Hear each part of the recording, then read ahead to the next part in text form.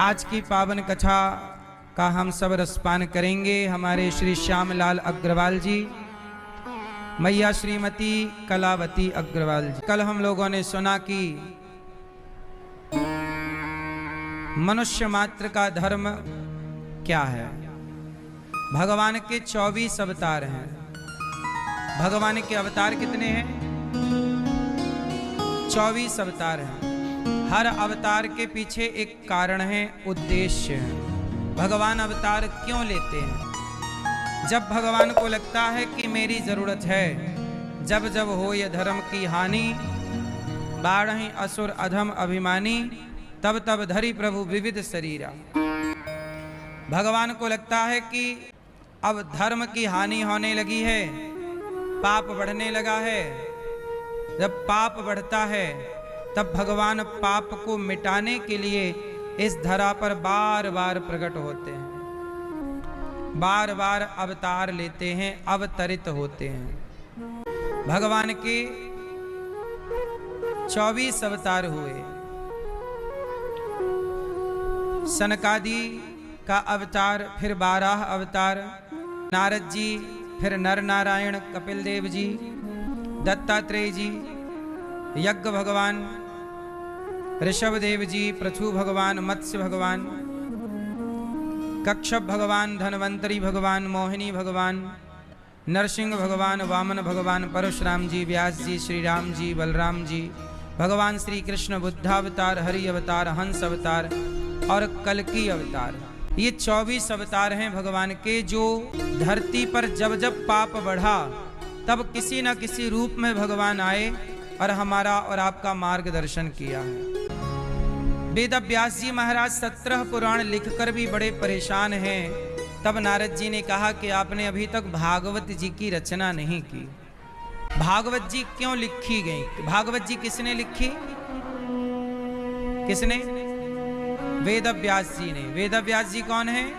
साक्षात भगवान नारायण के 24 अवतारों में एक अवतार है। साक्षात भगवान ही व्यास जी बनकर सरस्वती नदी के तट पर आपने भागवत जी की रचना की।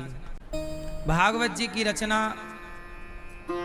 करते करते, अच्छा, भागवत जी के पहले उन्होंने 17 पुराण लिख डाले, वेदों का विस्तार कर डाला, फिर भी व्यास जी को शांति नहीं मिली। क्या नहीं मिली? क्या नहीं मिली? शांति। मन बड़ा अशांत है, खिन्न है, उदास है, बड़े परेशान हैं, शांति नहीं है। तब नारद जी आए। नारायण नारायण। नारद जी ने देखा व्यास जी बड़े उदास हैं। व्यास जी ने कहा, नारद जी ने कहा, व्यास जी आप उदास क्यों हैं, क्या हुआ? व्यास जी ने कहा कि मैंने 17 पुराण लिखे हैं, शांति नहीं मिली। तो नारद जी ने कहा, आपने अभी तक भागवत जी की रचना नहीं की। जब भागवत जी लिखोगे तब शांति मिलेगी। तो व्यास जी ने सोचा मैं भागवत जी कैसे लिखूं। तब नारद जी ने 4 श्लोक सुनाए। सबसे पहले भागवत जी भगवान नारायण ने ब्रह्मा जी को सुनाई। फिर ब्रह्मा जी ने अपने पुत्र नारद जी को भागवत सुनाई। फिर नारद जी ने वेद व्यास जी को भागवत सुनाई। उस समय भागवत जी केवल 4 श्लोकों की हुआ करती थी।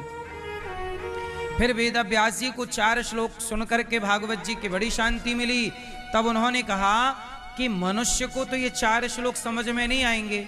तब 4 श्लोकों की व्याख्या की और 4 श्लोकों का विस्तार किया तो 18,000 श्लोक तैयार कर दिए, जो भागवत जी कहलाएं। फिर वेद व्यास जी ने यह भागवत सबसे पहले अपने पुत्र सुखदेव जी को सुनाई और सुखदेव जी ने परीक्षित जी को सुनाई। तब से फिर धरती पे भागवत जी का प्रचार हुआ। तो वेद व्यास जी को शांति कहाँ से मिली? भागवत जी से शांति मिली। शांति पाना है तो भागवत जरूर सुननी चाहिए। हर उस अशांत व्यक्ति को भागवत सुननी चाहिए जो शांति की खोज करता है, शांति चाहता है। शांति कहाँ है?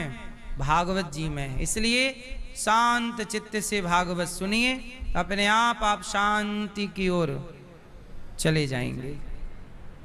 अच्छा, भागवत जी का सिद्धांत क्या है? भागवत जी क्या समझाना चाहती हैं आपको? कहो तो मैं कुछ लाइनों में आपको भागवत जी का सिद्धांत समझाऊं।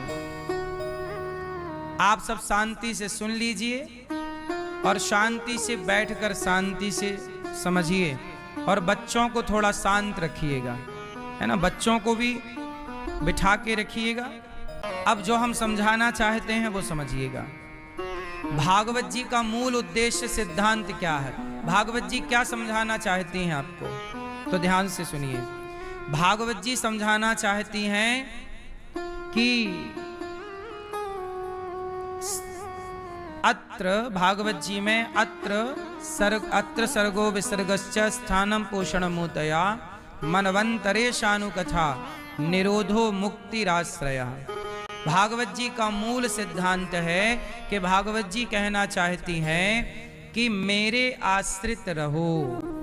भगवान क्या कहना चाहते हैं भागवत जी के द्वारा? माम एकम शरणम ब्रज।